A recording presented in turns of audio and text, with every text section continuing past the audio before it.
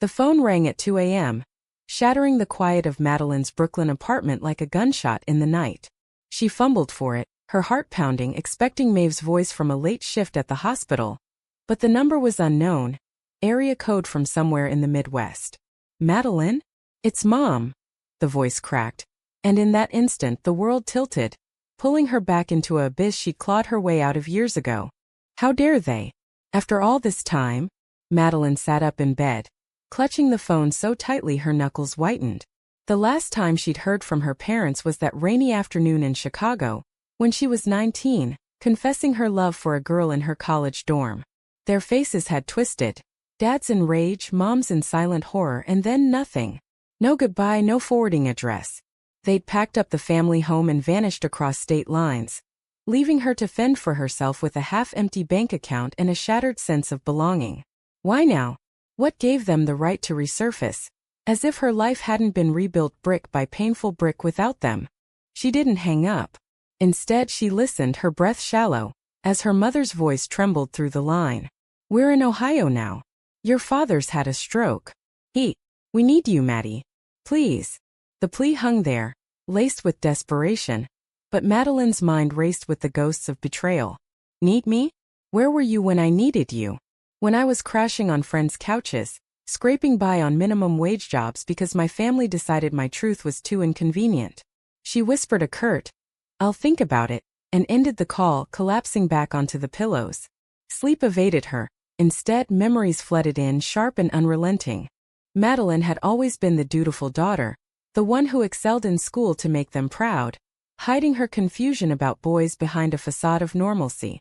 But then came Sarah, her first crush, and the world cracked open. Coming out to her parents had been her act of courage, but their response? Silence, then abandonment. They'd moved to escape the shame, she'd later learn through a distant cousin, fleeing to a small town where no one knew their daughter was one of those. The pain had been visceral, like a limb torn away. She thought of Maeve now, sleeping soundly in the next room after her shift. Maeve, who had become her anchor, her family. How could she even consider opening that old wound? By morning, Madeline was pacing the kitchen, coffee cooling untouched in her mug. Maeve emerged from the bedroom, rubbing her eyes, her short hair tousled in that endearing way. Who called last night? You look like hell. Madeline hesitated, then spilled it all, the call, the stroke, the begging. Maeve's face hardened, her protective instincts flaring. They don't deserve you, Mads. They left you. What makes you think they've changed? But Madeline's mind churned with questions. What if Dad dies without reconciliation? Am I the monster if I turn away? The internal tug-of-war was exhausting, each side pulling with equal force. Society preached forgiveness, but at what cost to her own healing? She decided to dig deeper. A quick online search revealed her parents' new address in a quiet Ohio suburb, their lives seemingly rebuilt without her. Photos on a relative's social media showed them at church events, smiling as if nothing had happened. The hypocrisy burned. They clung to their conservative values, the same ones that drove them away, yet now they reached out in crisis. Was it genuine remorse or just convenience? Madeline felt the weight of societal expectations pressing down. The dutiful queer daughter, expected to forgive because family is blood. But blood had betrayed her first. Maeve watched her with concern as Madeline booked a flight. You're really going? After everything? Madeline nodded, though doubt gnawed at her. This isn't just about them. It's about me. Do I let their past define my future? Or do I face it to finally let go? The plane ticket felt like a grenade in her hand, pin pulled. As she packed, memories of her early 20s resurfaced. The isolation, the therapy sessions where she unpacked layers of rejection. Meeting Maeve at a support group had been her turning point. Maeve, with her fierce empathy and unyielding support, had shown her love without conditions. Now, confronting her parents risked everything they'd built. The flight to Ohio was turbulent, mirroring her thoughts. What if they haven't changed? What if they beg for forgiveness only to reject me again? Madeline stared out the window, the clouds below a metaphor for the fog in her heart. Landing in Cleveland, she rented a car and drove the hour to their town, her grip on the wheel tight. The house was modest, a far cry from their Chicago brownstone, perhaps a sign of humbled circumstances. Knocking on the door, her pulse thundered. Mom opened it, looking older, friendlier, eyes widening in shock. Maddie, you came. Inside, Dad lay in a hospital bed in the living room, tubes snaking from his arms, his once imposing frame withered. He managed a weak smile, whispering, "Daughter." The word hit like a punch. Madeline stood frozen, emotions swirling. Anger, pity, a flicker of love long buried. Why did you leave me? The question screamed in her mind, but she held back, sitting beside him. Mom fussed with tea, avoiding her gaze. The air was thick with unspoken words, the weight of years pressing down. As they talked haltingly, Madeline learned the details. The stroke had come suddenly, leaving Dad partially paralyzed. They tried to reach her earlier, but pride or shame had stopped them. We were wrong, Mom admitted, tears streaming. But the church, the neighbors. It was too much. Madeline's anger flared. Too much for you? What about me? She thought of the nights she'd cried herself to sleep, questioning her worth. Yet seeing them vulnerable cracked her resolve. Is forgiveness a weakness or a strength? The internal debate raged as the sun set, casting long shadows in the room. Maeve called that evening, her voice a lifeline. How bad is it? Madeline described the scene, her voice breaking. I don't know if I can do this. Maeve urged caution. Remember what they did. Don't let them pull you back into that toxicity. But Madeline felt torn. The pull of blood versus the sanctuary of chosen family. Staying the night in her old room, now a guest space. She lay awake, replaying the day's revelations. The price of abandonment had been her independence. But what would be the cost of reconciliation? Morning brought no clarity, only more questions churning in Madeline's mind. She watched her mother prepare breakfast, hands trembling as she cracked eggs, the kitchen filled with the scent of coffee that did little to warm the chill between them. Dad stirred in his bed, his eyes following her with a mix of regret and hope. How can I trust this? After you erased me from your lives? Madeline sat at the table, forcing small talk about the weather, the town, anything but the elephant in the room. But it couldn't last. The dam broke when Mom finally sat down, her voice barely above a whisper. We shouldn't have left like that. It was cowardice. Cowardice? Madeline's thoughts exploded. You call it cowardice, I call it cruelty. She pushed back, her words measured but sharp. You didn't just leave. You vanished. No note, no call. I was 19, alone in a city that suddenly felt hostile because my own parents couldn't accept who I am. Mom's face crumpled, but she didn't deny it. The church taught us it was a sin. We thought if we prayed hard enough. Madeline cut her off, heart racing. Prayed for what? For me to change? The hypocrisy stung. Years of sermons on love and forgiveness, yet they'd chosen judgment over their daughter. Dad motioned weakly for her to come closer. His speech was slurred, but the words came.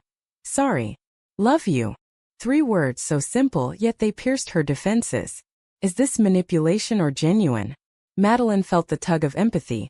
Seeing the man who'd once taught her to ride a bike now reduced to frailty. But empathy warred with resentment. You've had years to say this. Why only now when you need help? She spent the afternoon helping with his care, adjusting pillows, fetching water, each act a reluctant bridge over the chasm they'd created. Back in the kitchen, Mom opened up more, revealing the toll of their decision. We lost friends when word got out. Moved here to start over, but the guilt never left. Madeline listened, her mind a storm. Guilt for what? Abandoning me or getting caught in your own bigotry? The conversation turned to her life. The job as a graphic designer in New York, the stability she'd fought for. When she mentioned Maeve, Mom's eyes flickered with discomfort. Your friend. Madeline's jaw tightened. Partner. Love of my life. But she held back, testing the waters. Yes, my girlfriend. We've been together 5 years. The silence was deafening. Mom nodded slowly, but Dad's face twisted slightly.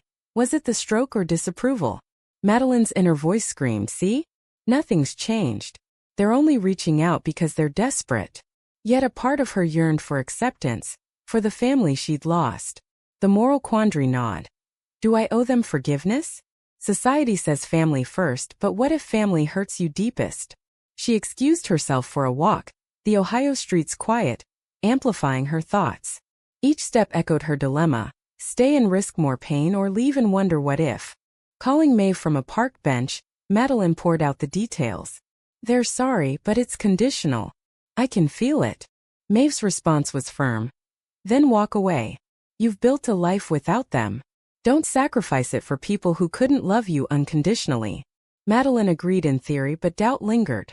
What if this is my chance to heal? To show them who I am? The call ended with Maeve's worry palpable. A reminder of the stable love waiting back home. Returning to the house, Madeline found a photo album Mom had pulled out. Old pictures of happier times. Flipping through, she saw her younger self, smiling innocently. We missed so much, Mom said softly. Madeline's throat tightened. You chose to miss it. But as they talked late into the night, cracks appeared in Mom's facade. She admitted attending a PFLAG meeting once, reading books on acceptance, but fear had won. We were wrong, Maddie. Can you ever forgive us? The question hung, heavy with implication. Forgiveness isn't free. It costs pieces of myself. Madeline lay awake again, weighing the scales. On one side, the betrayal that had forged her resilience. On the other, the possibility of mending. But mending for whom? Dad's health declined visibly that day. A doctor visit confirming limited time. The urgency amplified her conflict. If I leave now, am I abandoning them like they did me?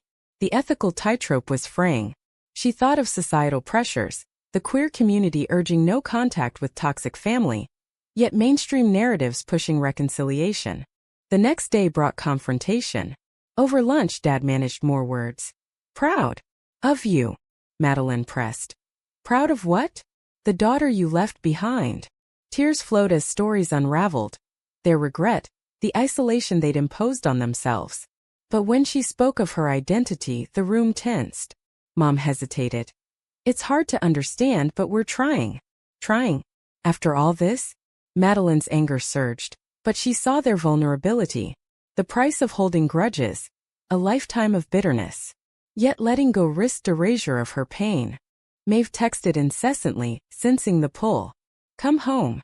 We have our own family. Madeline replied with uncertainty. Her heart divided. As evening fell, a neighbor dropped by.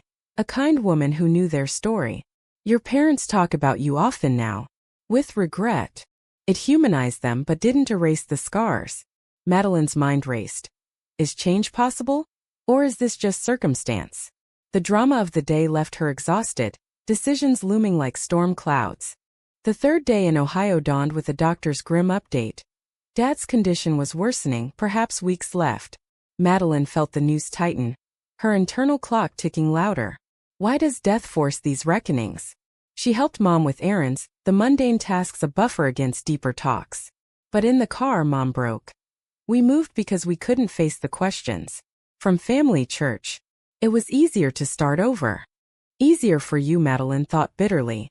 You left me to face the world alone, branded as the problem. Back home, Dad beckoned her. His hand grasped hers weakly, eyes pleading. Forgive us. The word ignited a firestorm in her mind. Forgive? For the years of therapy, the trust issues that nearly cost me, Maeve? She pulled away, gently needing space. Walking the neighborhood, she reflected on the societal web entangling them, conservative America, where queer lives were debated like politics. Her parents had bought into it, paying with their relationship to her. Now the bill came due. Maeve called, voice strained.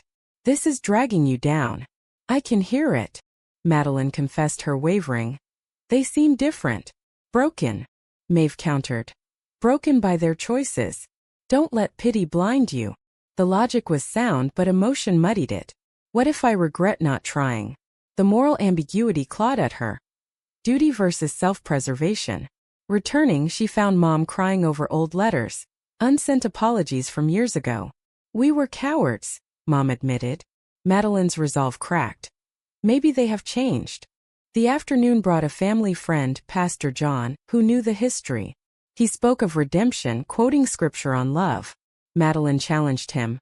Where was that love when they abandoned me? The room fell silent, the pastor fumbling.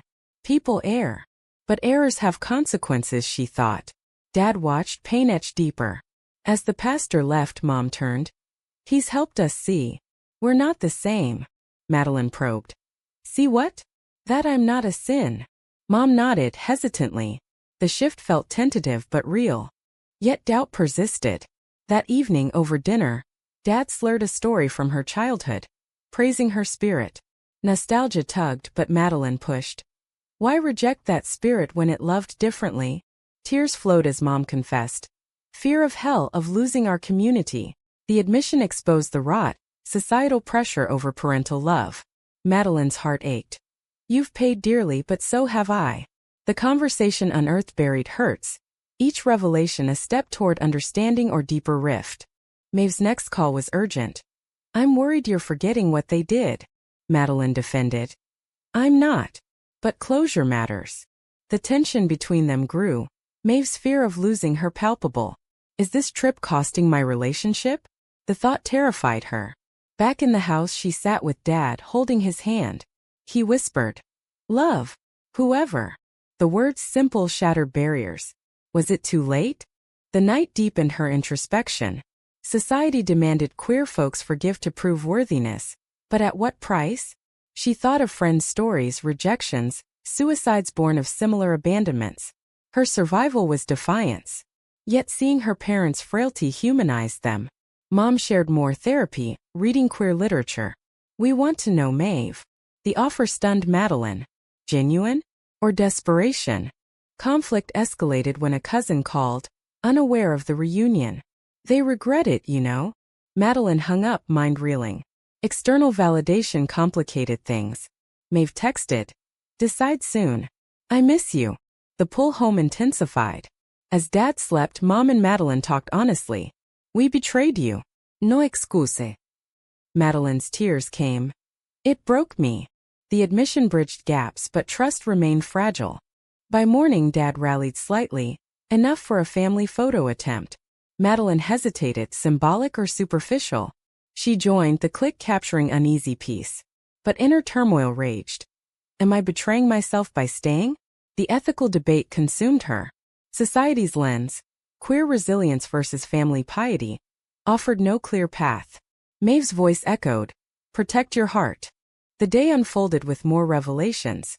Mom's journal entries of regret. We lost our daughter to our ignorance. Madeline read them, emotions swirling. Pity warred with justice. What price for peace? As evening approached, Dad's breathing labored, urgency mounting. Madeline faced the mirror. Who am I if I walk away now? Crisis hit that night. Dad's breathing turned ragged, prompting an ambulance. Madeline rode with him to the hospital, hand in his, thoughts chaotic. This could be it. Have I said enough? Mom followed in the car, face ashen. In the ER, doctors stabilized him, but prognosis was dire, days maybe. The reality slammed home, forcing Madeline to confront her choices. Stay and witness the end or flee the pain. Maeve called immediately upon hearing. Come home now. This isn't your burden. But Madeline felt anchored. It is. They're my parents. The argument heated, Maeve accusing her of masochism, Madeline defending her right to closure. The rift widened, Maeve's hurt evident. What about us? Am I not enough? The words stung. Am I sacrificing my chosen family for the one that discarded me? The moral trade-off loomed large. Back at the house, Mom collapsed in exhaustion. Madeline comforted her, roles reversed. Thank you for coming, Mom whispered. Madeline's response was honest. I'm here, but it hurts. The vulnerability opened floodgates. Stories of Mom's own suppressed doubts about church teachings. I envied your courage, Madeline pondered. Envy? While you shun me. The complexity deepened, societal norms unraveling in their dialogue. Sleep eluded her, mind dissecting the betrayal's layers. Parents' actions stemmed from fear, ingrained bias, but intent didn't negate impact. She thought of queer elders' advice, boundaries over blood. Yet Dad's impending death challenged that. What if forgiveness frees me? Maeve's texts grew sparse, her silence a warning. The price of this reunion. Straining my partnership. Morning brought hospital visits. Dad, lucid briefly, apologized profusely. Wrong. So wrong. Madeline listened, tears flowing. I needed you then. He nodded, regret profound. The moment was cathartic but bittersweet. Mom joined, the three together for the first time in years. Conversations turned to Madeline's life. Maeve's career as a nurse, their shared dreams. Mom listened without judgment, a shift evident. She sounds wonderful, Madeline tested. She is. We're building a family. No recoil progress? Yet skepticism lingered. Afternoon brought a call from Maeve. I feel like you're choosing them over us. Madeline reassured. No. This is temporary. But doubt seeded, Maeve's patience waning. The drama intensified, Madeline torn between past and present. Society's script. Queer folks must prove lovable by forgiving. But at what cost to mental health? Dad's condition stabilized temporarily, allowing deeper talks.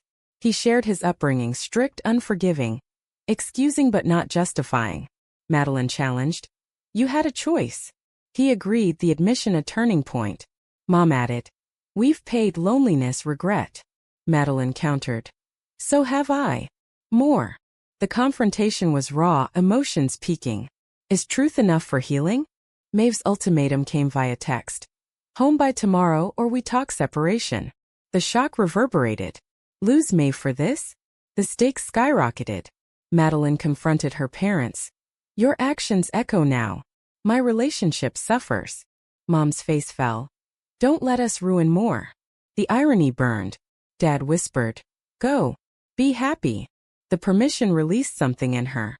Packing that night, Madeline weighed decisions. Stay for the end, risk everything? Or leave, preserve her life? The ethical quagmire consumed her. Society judged queer resilience but rarely the toll. As she hugged Mom goodbye, tears mingled. We'll try harder, Mom promised. Madeline nodded, uncertain. Boarding the plane, relief mixed with guilt. What have I traded? The flight back to New York was a blur, Madeline's mind replaying the whirlwind. Dad's frail grip, Mom's tearful eyes, images that haunted. But Maeve's waiting arms promised solace. Landing, she rushed home, finding Maeve distant on the couch. You came back. The words held relief and resentment. Madeline collapsed beside her. I had to face it. For us. Maeve softened slightly. Did it help? Madeline nodded, though uncertainty lingered. The reunion's price. This tension between them. Days blurred into processing. Dad passed a week later, news via Mom's call. Madeline attended the funeral remotely, a compromise. Mom's voice broke. He went peacefully, asking for you. The finality hit hard. Did I do enough? Regret mingled with relief, no more what-ifs. But societal whispers persisted. Was I selfish? Queer communities debated such choices, some praising boundaries, others lamenting lost ties.